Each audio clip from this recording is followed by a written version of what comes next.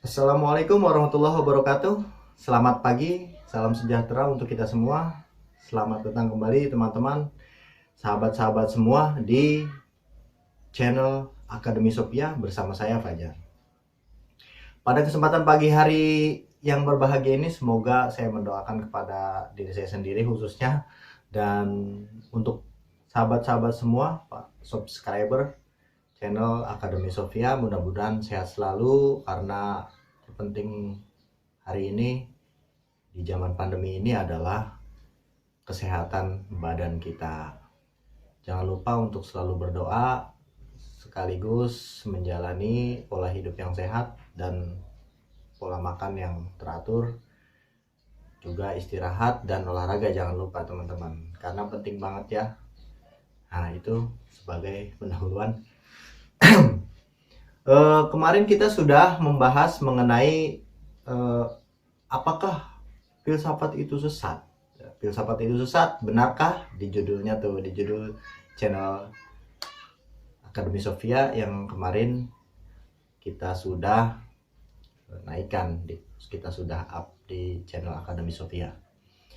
Tapi sahabat-sahabat, kalau kita kembali ke pembahasan mengenai soal filsafat itu sesat, kita mungkin menyimpulkannya, kalau teman-teman boleh view video sebelumnya mengenai apakah filsafat itu sesat dan sebetulnya apa sih yang membuat filsafat itu sesat. Nah, dari kesimpulan pembahasan kita kemarin, kita mengambil dua kesimpulan sementara ya, dan mungkin boleh saja teman-teman pegang menjadi kesimpulan akhir. Pertama, bahwa kita mesti membedakan mana filsafat sebagai sebuah ilmu, filsafat sebagai sebuah konsep yang tersistem beserta cabang-cabangnya, dan mana filsafat yang sebagai sebuah produk pemikiran. Nah, jadi teman-teman harus bisa membedakan itu semua. Nah, karena nanti akan berhubungan dengan ketika teman-teman memandang filsafat. Kalau teman-teman mempelajari filsafat sebagai sebuah ilmu, maka bebas nilai di sana. Justru akan kita temukan manfaat-manfaat yang bisa kita gunakan dalam kehidupan sehari-hari. Contoh, ada cerita begini teman-teman. Di Sumatera ada yang namanya harimau Sumatera ya. Jadi saya pernah membaca sebuah buku, ada profesor filsafat yang menceritakan soal ini. Ada harimau Sumatera namanya, mungkin di daerah Sumatera ya.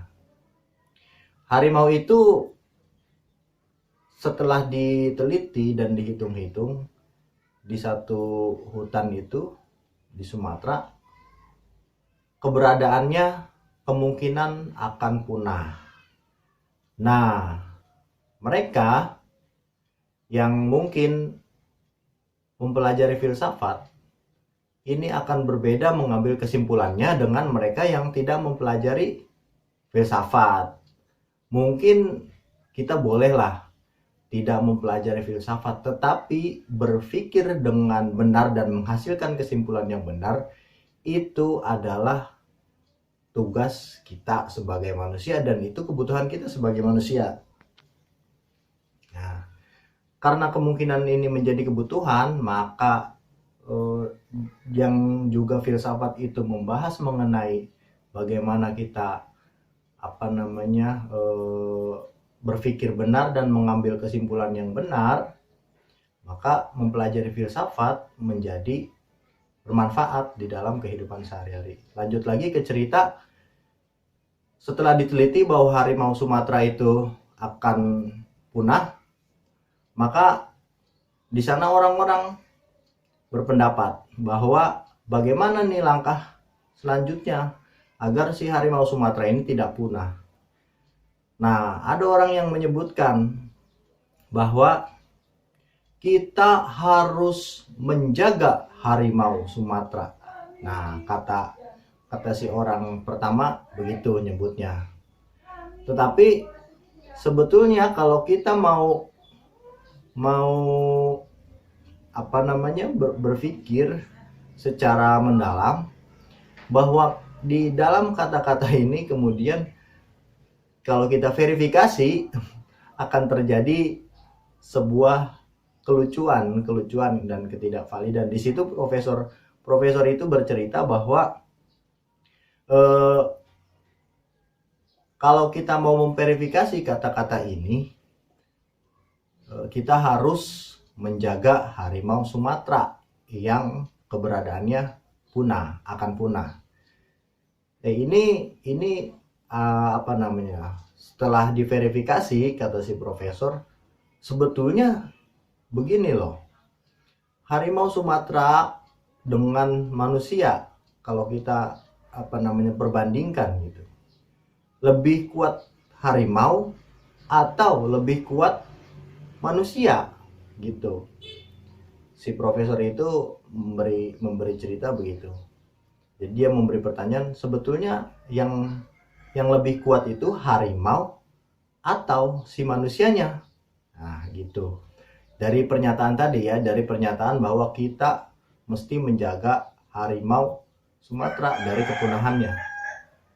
Tetapi kemudian kalau kita lihat, ya mungkin anak-anak SD juga tahu bahwa sebetulnya harimau Sumatera, mungkin harimau yang lain juga di daerah lain juga sama ya. Harimau dengan kita, ya kalau kita digabungkan dengan mereka mungkin one by one, satu lawan satu, tentu kita akan kalah karena dari badan, kemudian atribut-atribut mereka sebagai pemangsa. Sementara kita kalau dengan tangan kosong, tanpa teknologi, tanpa senjata, kita akan mudah dikalahkan, bahkan mungkin akan dimangsa oleh si harimau itu. Maka pernyataan yang kemudian menjadi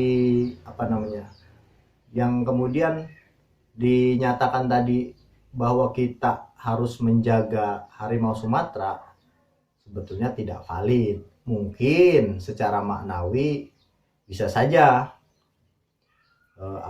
benar, tetapi secara pernyataan ini tidak valid, karena dalam kenyataannya antara macan dengan kita pasti kuatan macan. Siapa yang mau ngelawan macan, saya nggak mau. Jadi begitu. Nah, pada akhirnya sebetulnya dari kasus ini, dari kasus kepunahan macan atau harimau Sumatera ini, yang harus dijaga sebetulnya adalah manusianya. Gitu. Karena sebetulnya yang menyebabkan kepunahan ini adalah manusianya. Manusialah yang dengan tamak menggunakan senjata, menggunakan alat untuk kepentingan perut gitu, untuk kepentingan pribadi, tanpa menghiraukan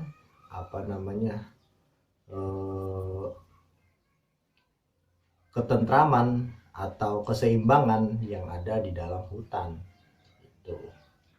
Jadi sahabat-sahabat bisa mengambil kesimpulan ya, bagaimana manfaat dari berfilsafat.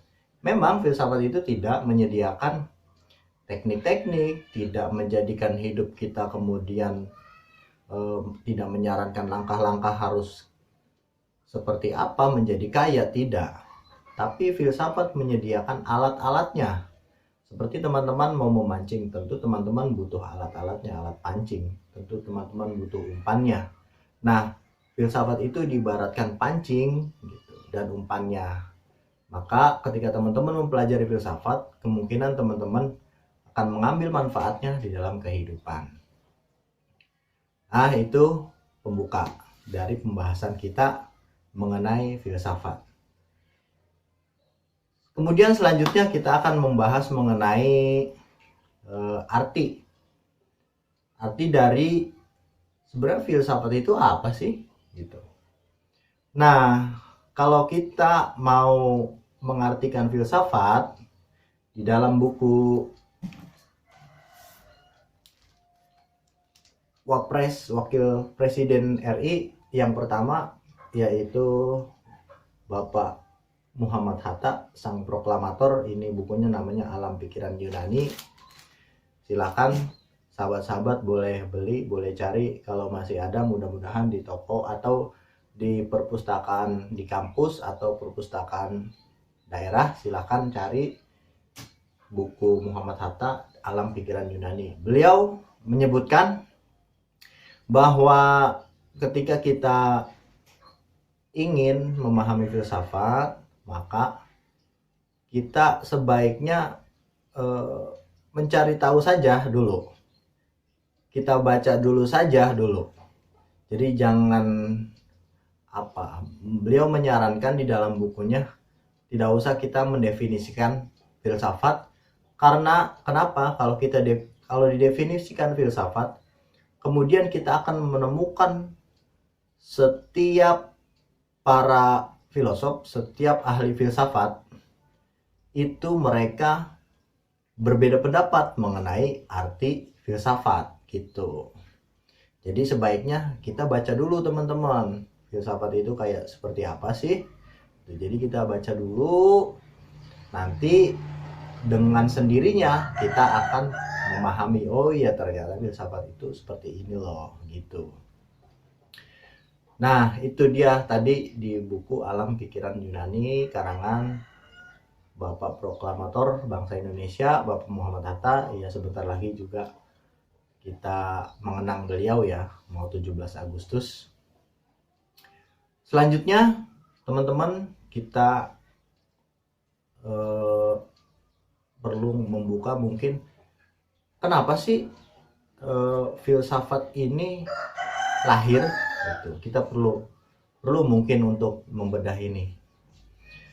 Kita perlu membahas awal mulanya apa sih filsafat itu bisa lahir. Pertama, teman-teman, sahabat-sahabat semua, filsafat itu lahir dari potensi kita sebagai manusia. Kenapa saya bilang potensi? Karena ketika kita lahir, kemudian kita menjadi dewasa, kemudian menjadi tumbuh, remaja, kemudian masuk sekolah, setelah akal kita berfungsi, itu kemudian kita baru menyadari bahwa secara automatically kita dilahirkan sudah punya yang namanya otak. Nah, otak ini menurut para pakar ilmu yang menangani tentang otak, itulah yang membuat kita bisa berpikir, walaupun sebetulnya akal pikiran itu bentuknya sangat abstrak gitu. Ini hanya otak, ini materinya gitu. Ini materinya, tapi akal pikiran kita itu sangat abstrak. Jadi sukar sekali untuk melihatnya. Nah, inilah yang kemudian perlunya filsafat. Jadi filsafat itu membahas, salah satunya adalah membahas hakikat akan sesuatu. Kalau kita melihat otak kita, ya mungkin ini hanya segumpalan urat-urat seperti yang teman-teman lihat ya. Saya juga tidak tahu menyebutnya apa gitu, karena bukan wilayah saya untuk bicara soal itu. Tapi teman-teman tidak akan menemukan yang namanya akal di dalam tengkorak kepala teman-teman gitu. Ketemunya otak gitu. Jadi antara otak dengan akal berbeda. Jadi akal pikiran itu sangat abstrak, tidak bisa kita jamah, tapi nyata. Kenapa? Karena kita merasakan bahwa kita hidup punya akal. Orang gila punya otak, tetapi akalnya tidak sehat. Nah, ciri-ciri akal sehat ialah bisa berpikir, bisa menghasilkan kesimpulan yang benar. Nah, itulah ya, kita mesti mensyukuri nikmat akal yang telah diberikan oleh Tuhan. Nah itu tadi teman-teman, filsafat timbul kemudian orang-orang Yunani dulu berawal dari ketakjuban. Ketakjuban akan apa? Ketakjuban akan alam semesta yang luas ini. Pernah nggak sih teman-teman coba mikir, pernah nggak di satu keadaan teman-teman mikir bahwa sebenarnya gue ini di dunia ini untuk apa sih? Sebenarnya gue nanti mau kemana sih tujuannya? Sebenarnya gue ini siapa sih? Sebenarnya gue ini asalnya dari mana sih? Nah, pertanyaan-pertanyaan setelah kita melihat alam semesta yang luas ini, kemudian pertanyaan itu masuk teman-teman ke dalam diri kita. Sehingga pertanyaan-pertanyaan itu mengganggu pikiran kita. Maka mereka yang kemudian sekarang namanya kita kenal sebagai filosof adalah mereka yang mungkin kurang kerjaan ya teman-teman. Kurang kerjaan karena memang ya kerjaan hari ini kita mendasarkannya atas keuntungan manfaat. Tapi mereka mungkin juga bisa dibilang kerja walaupun mereka tidak mencari untung. Mereka yang disebut sebagai filosof, khususnya dulu yang di zaman-zaman Yunani sekitar abad ke 4, 5, 6 sebelum Masehi gitu. Mereka berawal dari ketakjuban. Ketakjuban melihat semesta, terus ketakjuban kemudian muncul dari dalam dirinya sendiri. Sebenarnya saya ini siapa? Saya asalnya dari mana dan saya mau kemana? Pertanyaan ini sukar sekali teman-teman dijawab secara sains. Nah gitu, secara sains hari ini kita sudah mengenal sains. Sains tidak menjawab soal-soal ini.